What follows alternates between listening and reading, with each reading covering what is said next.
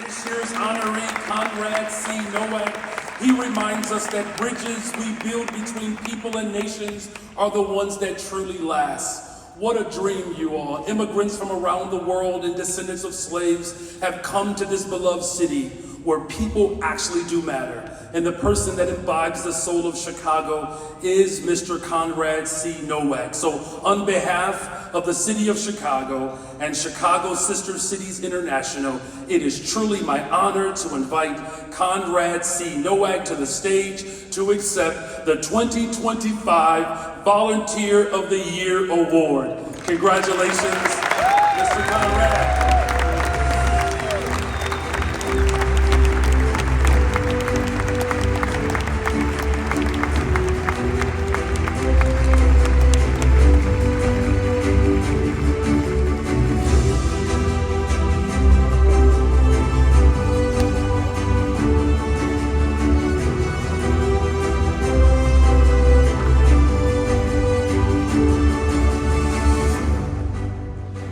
Thank you, Mayor Johnson, ladies and gentlemen. I'd like to begin by thanking Phil Clement, Tamar Newberger, Anel Montes, Adrian Tongate, and every single person within World Business Chicago and every committee member that serves on one of our 28 sister cities for your commitment to our city on the global stage, showing it as a true leading global city. Please, a round of applause for our Sister Cities members.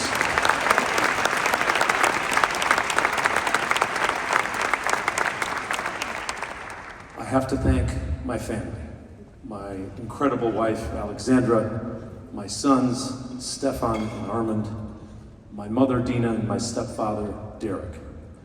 My mom and my dad came here decades ago with nothing, literally nothing.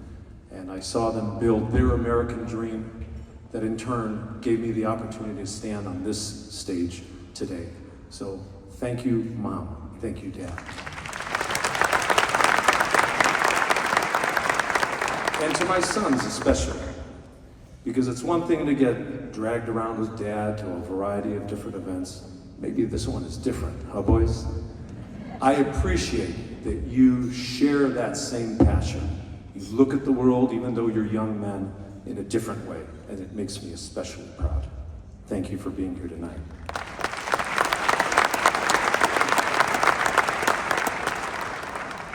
To my colleagues and friends from the firm of Corboy Demetrio, thank you for being here and allowing me to serve the citizens of this city every single day in their greatest time of need. I'm extremely grateful that you are here.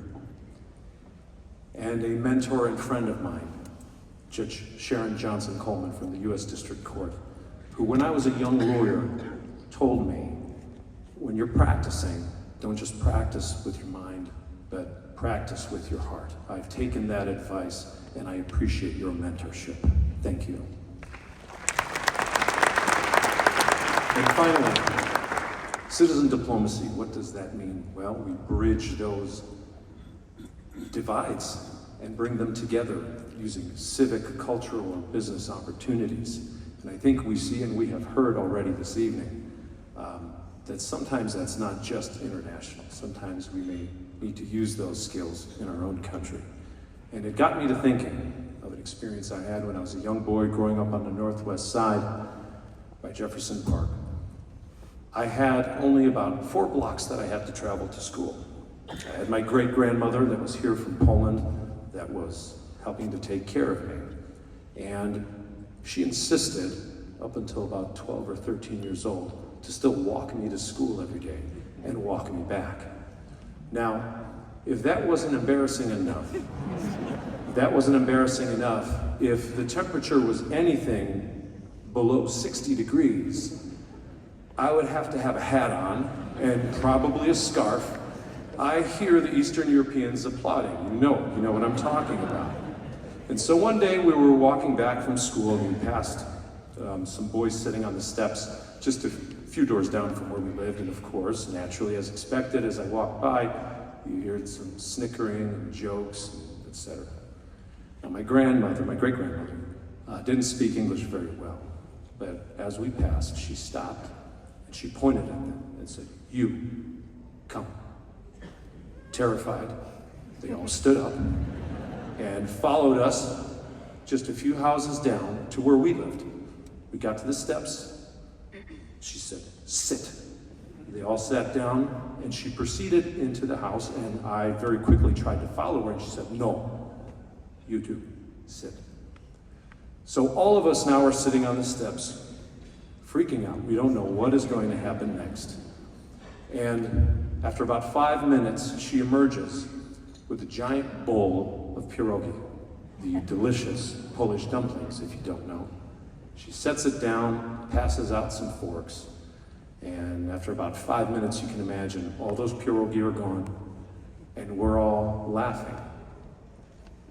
And as she came in, she picked that up and was going back in the house. She turned to me and she looked and she said, "Oni byli głodni," which means they were just hungry.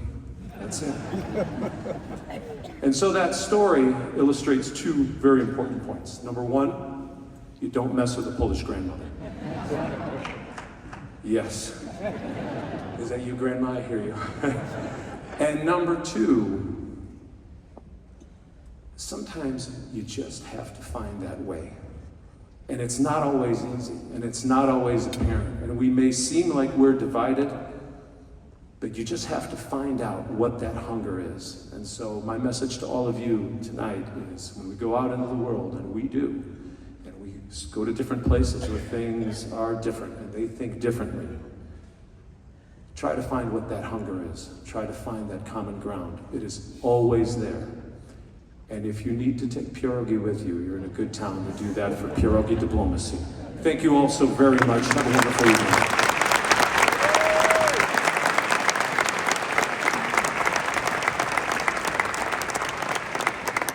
Conrad, thank you. Mayor, thank you. I get to now say bon appetit.